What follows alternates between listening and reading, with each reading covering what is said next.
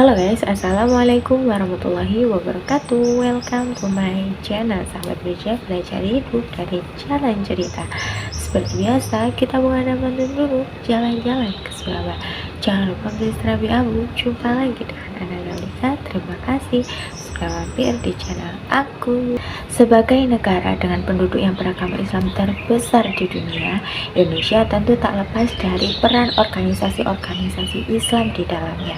Salah satunya yaitu Nahdlatul Ulama atau yang sering disebut NU. Gimana sih awal pembentukannya dan apa peran-peran NU? So, nggak lama-lama, happy watching. Yaps, NU atau Nahdlatul Ulama pendiri dari organisasi ini adalah 3 kiai besar asal Jawa Timur, dimana selain 3 ini sebenarnya masih ada banyak sekali ulama-ulama lain yang juga turut berperan dalam pembentukan organisasi ini. Namun 3 ini adalah yang paling berperan pada saat awal pembentukannya. 3 kiai tersebut adalah, yaitu yang pertama ada Kiai Haji Hasyim Asy'ari, kemudian yang kedua ada Kiai Haji Abdul Wahab Hasbullah, dan yang ketiga ada Kiai Haji Bisri Jamsuri. Di mana saat itu Kiai Haji Hasyim Asy'ari ini itu sebagai pemimpin tertinggi atau Rais Akbar, disusul oleh Rais Am kedua yaitu Kiai Haji Abdul Wahab Hasbullah, dan Rais Am yang ketiga yaitu Kiai Haji Bisri Jamsuri. Munculnya organisasi Nahdlatul Ulama atau NU juga tidak serta-merta begitu saja. Awalnya organisasi ini itu digawangi oleh Kiai Haji Abdul Wahab Hasbullah, di mana saat itu dia ini mendirikan Nahdlatul Wathon atau kebangkitan tanah air pada tahun 1916. Kemudian dilanjutkan dengan pendirian Nahdlatul Tujar atau kebangkitan saudagar pada tahun 1918-nya. Di mana di tahun 1914 sebelumnya beliau ini juga mendirikan sebuah kelompok diskusi yaitu yang sering disebut Taswirul Afkar. Ada juga yang menyebutnya Nahdlatul Fikr atau kebangkitan pemikiran. Dengan kata lain, NU ini merupakan lanjutan dari komunitas organisasi Islam tersebut, namun dengan cakupan dan juga segmen yang lebih luas lagi. Selain itu, NU juga lahir dari awal pembentukan Komite Hijaz, di mana ada problem global keagamaan pada saat itu, di mana tepat di Arab Saudi saat itu dipimpin oleh dinasti Saud, itu memutuskan untuk membongkar makam Nabi Muhammad SAW karena dianggap orang-orang yang berziarah ke makam Rasulullah itu bid'ah. Jadi bid'ah ini adalah sesuatu yang dilarang gitu. Nah, kemudian selain itu Raja Saud itu juga menerapkan kebijakan dilarang untuk bermazhab, kecuali yaitu mazhab Wahabi sebagai mazhab resminya. Rencana kebijakan itu kemudian dibawalah itu ke Muktamar Dunia Islam atau Muktamar Alam Islam ini yang ada di Mekah. Bagi ulama pesantren, sentimen anti-mazhab itu cenderung puritan dengan memberangus budaya dan juga tradisi yang ada di dunia Islam. Selain itu juga ini menjadi ancaman bagi kemajuan peradaban agama Islam itu sendiri. Sementara di tahun yang sama, Kiai Haji Abdul Wahab Hasbullah saat itu juga berdiskusi dengan Kiai Haji Hasyim Asy'ari untuk mendirikan sebuah jamiah. Namun hal tersebut tidak langsung disetujui oleh Kiai Haji Hasyim Asy'ari. Hal itu karena ia ingin melakukan sholat istikharah terlebih dahulu untuk meminta petunjuk kepada Allah SWT. Nah, sikap bijaksana dan kehati-hatian ini juga tentu bukan tanpa alasan, karena saat itu posisi Kiai Haji Hasyim Asy'ari itu adalah sebagai bapak umat Islam Indonesia, khususnya di Jawa. Tak hanya itu, Kiai Haji Hasyim Asy'ari ini juga tempat untuk meminta nasihat bagi para tokoh pergerakan Indonesia pada saat itu. Peran kebangsaan yang luas dari Kiai Haji Hasyim Asy'ari membuat ide dalam membangun jamiah itu harus dikaji secara mendalam. Alhasil, setelah beliau melakukan sholat istikharah, barulah itu petunjuk dari Kiai Haji Khalil Bangkalan itu datang kepada beliau melalui santrinya yaitu Kiai Haji As'ad pada saat itu dengan perantara tongkat dan juga tas Nasabi yang nantinya akan diberikan kepada Kiai Haji Masyari. Nah, FYI, Kiai Haji Khalil Bangkalan ini merupakan guru dari Kiai Haji Masyari dan juga Kiai Haji Abdul Wahab Hasbullah. Setibanya di Tebu Ireng, Kiai Haji Ash'ar menyampaikanlah itu tongkat dan juga tasbih kepada Kiai Haji Masyari. Nah, dari situ Kiai Haji Masyari kemudian menanyakanlah itu apakah ada pesan lain dari Bangkalan. Kemudian Kiai Ash'ar pun menyampaikan bahwa dia ini bilang, ya Jabbar ya Qahar, yang diulang hingga 3 kali. Dari situ Kiai Haji Masyari kemudian barulah itu beliau yakin akan mendirikan Jam'iyah Nahdlatul Ulama tersebut. NU akhirnya lahir tepat pada 31 Januari tahun 1926 yang berdekatan dengan 16 Rejab tahun 1344 Hijriah. Selain ketiga pendiri utama NU yaitu Kiai Haji Masyari, Kiai Haji Abdul Wahab Hasbullah dan juga Kiai Haji Bisri Syuri, tentu hal tersebut juga didukung oleh ulama-ulama lainnya seperti Kiai Haji Khalil Bangkalan, kemudian Kiai Haji Asnawi, Kiai Haji Nahrawi, kemudian ada juga Kiai Haji Nawawi, Haji Ndoro Muntaha, Kiai Haji Maksum Lasem, kemudian ada juga Kiai Haji Abdul Hamid Faqih, Kiai Haji Abdul Halim Dwi Munding, Kiai Haji Ridwan Abdullah, Kiai Haji Mas Alwi Abdul Aziz, Kiai Haji Abdullah Ubaid, Syekh Ahmad Ghonaim Al-Misri, dan beberapa tokoh ulama lainnya. Nama Nahdlatul Ulama sendiri itu diambil dari bahasa Arab yaitu Nahdlatul dan juga ulama. Nahdlatul sendiri itu berarti bangkit ataupun bergerak, sedangkan ulama itu adalah pemuka agama. Jadi Nahdlatul Ulama itu adalah berarti kebangkitan para ulama. Sebagai sebuah organisasi, NU bukan hanya sekedar perkumpulan atau perhimpunan saja, tetapi dengan adanya kepemimpinan para ulama, diharapkan ini dapat mewujudkan kejayaan dan juga kebangkitan kaum muslimin menjadi sebuah kenyataan.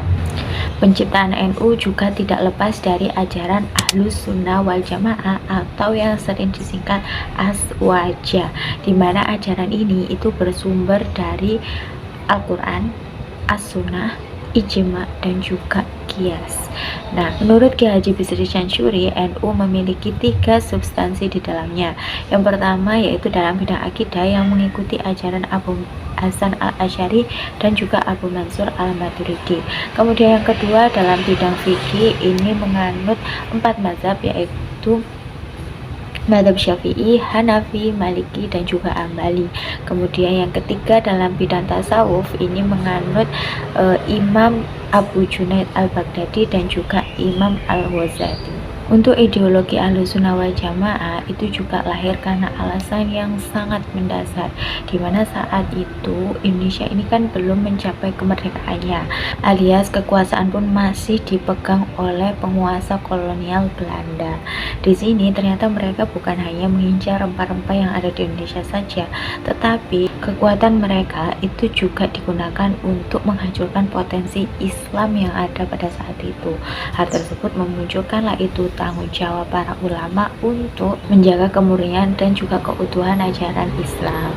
Selain itu ada pula rasa tanggung jawab para ulama sebagai pemimpin untuk membantu proses memperjuangkan kemerdekaan Indonesia agar bebas dari penjajahan Indonesia dan juga untuk menjaga kedamaian bangsa Indonesia. Sebagai sebuah organisasi, NU juga memiliki logo atau lambang tersendiri, di mana lambang NU ini diciptakan oleh Kiai Haji Ridwan Abdullah setelah beliau melakukan sholat istikharah.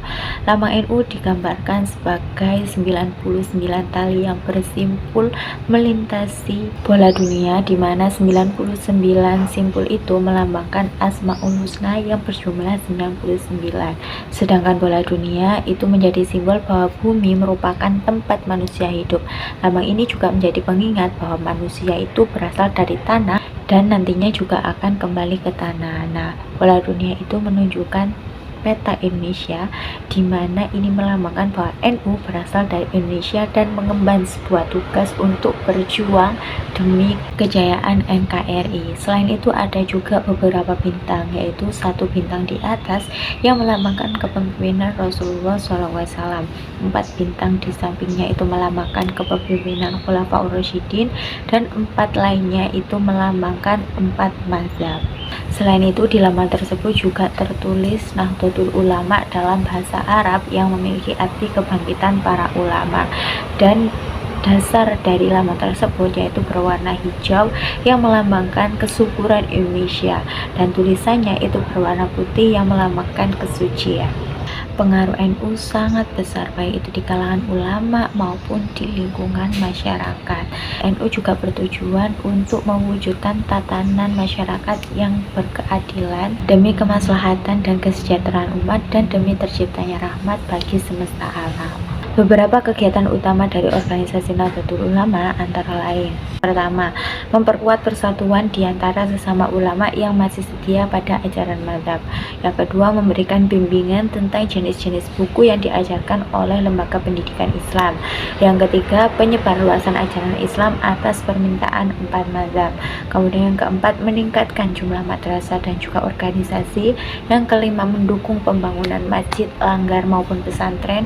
Dan yang keenam, membantu anak yatim dan juga fakir miskin. Sebelum kemerdekaan, NU ini merupakan salah satu organisasi yang disegani oleh Belanda. Hal inilah yang memungkinkan kekuatan NU ini bisa menjembatani Islam dan juga proses kemerdekaan Republik Indonesia itu sendiri. Pada masa Orde Lama misalnya, NU memutuskan untuk menjadi partai politik yang ini dengan tujuan untuk bisa berkonfrontasi dengan komunis. Kekuatan komunisme saat itu sebagai partai politik ini membutuhkan pola yang sama bagi siapapun yang ingin berhadapan dengannya. Akhirnya NU di situ bisa mempertahankan dasar nilai Pancasila dengan suara lantang. Kemudian pada masa Orde Baru saat itu, karena kebijakan pemerintah itu sudah kuat, posisi NU dan juga organisasi keislaman lainnya itu kembali kelompok sosiologis dan juga religius. Nah, di sini mereka kemudian sepakat mendirikan Partai Persatuan dan juga Pembangunan atau yang disingkat dengan P3. Dan ketika masuk pada masa reformasi, NU mulai berubah pola politiknya. Jadi NU pada saat itu kembali ke khilafahnya. Di situ NU mulailah itu menjaga jarak dengan partai politik yang ada. NU bukan milik siapapun tetapi milik potensi negara Indonesia itu sendiri. Sejak didirikan, NU telah banyak sekali berjasa, mulai membangun identitas Muslim Indonesia, kemudian mengajarkan ajaran yang sangat toleran dengan antar sesama, kemudian memperjuangkan hak-hak masyarakat Muslim Nusantara, serta berperan aktif dalam mempromosikan dialog antar agama. Bahkan hingga saat ini, NU itu sangat berperan aktif dalam kebijakan maupun politik yang ada di Indonesia ini. Tak hanya itu, NU memiliki jaringan yang luas dan membawa pengaruh yang besar bagi masyarakat Muslim yang ada di Indonesia. Tak hanya itu, NU juga terus berjuang memperjuangkan nilai-nilai moderat Islam dan juga kerjasama antar umat beragama. NU berkembang pesat, bahkan menjadi organisasi Islam yang paling besar yang ada di Indonesia, berdampingan dengan komunitas atau organisasi Islam lainnya juga. NU membuktikan bahwa NU tidak hanya berperan dalam problem keagamaan saja, tetapi juga peduli terhadap problem kondisi rakyat, kemudian problem sosial, juga menegakkan warisan-warisan kebudayaan dan peradaban Islam yang telah diperjuangkan oleh Nabi Muhammad dan para sahabat. Sampai saat ini banyak kegiatan NU yang dilakukan di masyarakat seperti peringatan Haul Kiai, kemudian acara beberapa organisasi anakan dari NU macam organisasi IPNU, IPPNU, GP Ansor atau sejenisnya, serta perayaan-perayaan peringatan Hari Besar Islam. Dan itu semua dilakukan agar NU tetap berperan aktif baik di lingkungan keagamaan maupun masyarakat. Oke teman-teman, itu tadi sedikit penjelasan mengenai sejarah berdirinya Nahdlatul Ulama. So gimana menurut kalian, atau mungkin ada yang belum aku tambahkan, boleh banget kalian tambahkan di kolom komentar di bawah. Terima kasih banyak sudah nonton dari awal hingga akhir. Mohon maaf bila ada kekurangan. Seperti biasa jangan lupa like, komen, dan subscribe-nya. Wassalamualaikum warahmatullahi wabarakatuh. Bye.